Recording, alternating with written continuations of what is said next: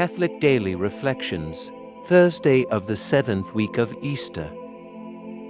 Gestures of Love.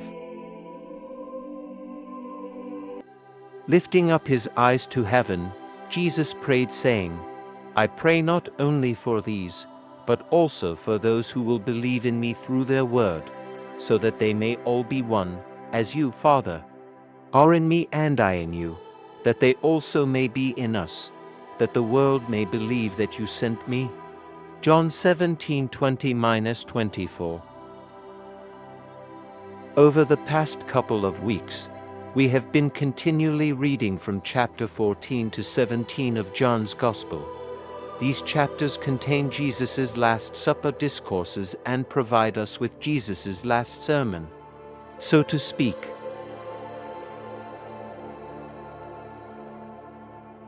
Chapter 17, which we have been reading this past week, presents us with Jesus' final prayer for his disciples and for all of us who will believe in him through the preaching of the disciples.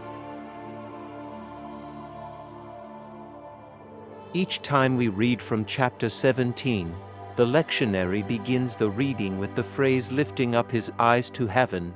Jesus prayed saying. That line is an adaptation of chapter 17:1, but is used to introduce the various parts of the prayer of Jesus each time it is read at Mass. It's interesting that Jesus would look up to heaven when he prayed. Of course, heaven is not physically in the sky, because heaven is a spiritual reality. The Father is not located in some place in the sky but is omnipresent, meaning present all places and in all times. And yet, Jesus raises his eyes upward when he prays to the Father. There is a lesson in this. Our physical disposition is important at times. For example, when someone we owe respect to enters a room, we usually rise and greet them. It would be disrespectful to remain lounging on a bed or sofa in that case. And at Mass, we do not sit back with legs crossed during the consecration. Rather, we kneel in adoration. And when we greet someone for the first time, we do not look at the floor, rather, we look them in the eyes. Jesus' act of lifting his eyes to heaven was not done because he thought he might see the Father in the sky. Rather, it was done out of respect and love and as a way of acknowledging the dignity of the Father.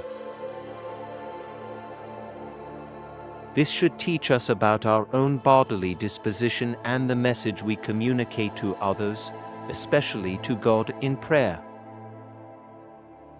When you pray, what do you do? That you can pray at any time and while in any disposition. It is an excellent practice to speak to God not only by your words but also by the disposition you take.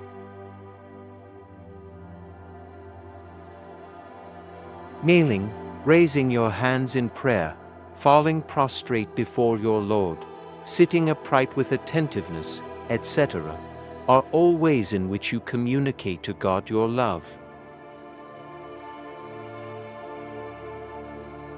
Reflect, today, upon this image of Jesus praying.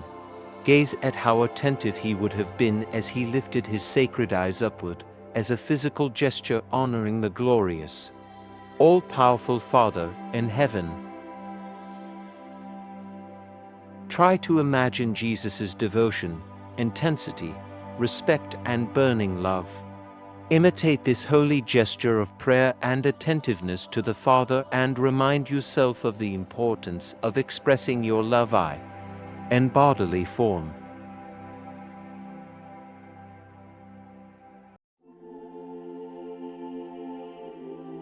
My most holy Father in heaven, I do join your Son, Jesus, in lifting my eyes, my heart, and my whole life to you in honor, love, and respect. May I always be attentive to you and always show you the devotion to your greatness. My dear Jesus, thank you for your love of the Father and heaven. Give me the grace I need to imitate you and your perfect love in my life. Jesus, I trust in you.